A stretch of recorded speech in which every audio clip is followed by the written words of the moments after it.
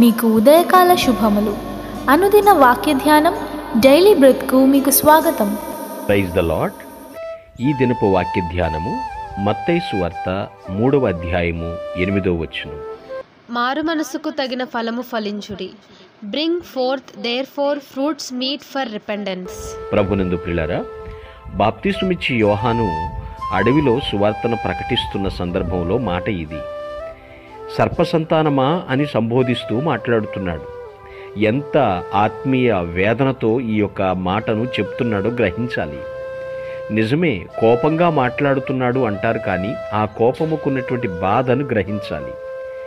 మీలో మార్పు లేదు, మారు మనస్సుకు తగిన ఫలము ఫలించండి అని చెప్తూ ఉన్నాడు. మారు మనస్సుకు తగిన ఫలం అంటే ఏమిటి? చెడు జీవితాన్ని విడిచిపెట్టాలి, మనస్సు మార్చుకోవాలి, మది నిండా ప్రభుని గూర్చిన తలంపులుండాలి, పాత జీవితం రోత జీవితం నుంచి మళ్ళుకోవాలని వాక్యం హెచ్చరిస్తుంది. నిజమే, అంటే ఎవరికైనా కీడు చేస్తే దానికి వెంటనే పరిహారం చేయటం, దొంగతనం చేస్తే తిరిగి ఇచ్చేయటం, ఇలా చాలా ఉంటాయి. కానీ వాక్యం ప్రకారం నేను మీతో మాట్లాడుతున్నాను. మారు మనస్సుకు తగిన ఫలం. నీ జీవితం ఇంతవరకు ఎటుందో అటు నుండి వెనుకకు మళ్ళు, ప్రభువు వైపు తిరుగు.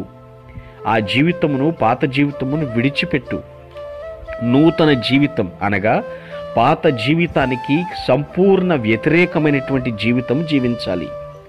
దాని ఫలము నువ్వు ఫలించాలని ప్రభు ఆశిస్తూ ఉన్నాడు. నేను మారాను అని డబ్బా కొట్టడం కాదు. మార్పు నీ పేరులోనో నీ ఊరిలోనో లేదు. నీ తీరును బట్టే మార్పు ఉంటుంది. నీ మార్పు నొందిన జీవితం నీ చుట్టువారికి కూడా ఉపయోగపడాలి. దేవుడు ఘనపరచబడాలి అంటే అది నీ ద్వారా జరుగుతుంది. నీవు దృష్టి పెడుతున్నావా?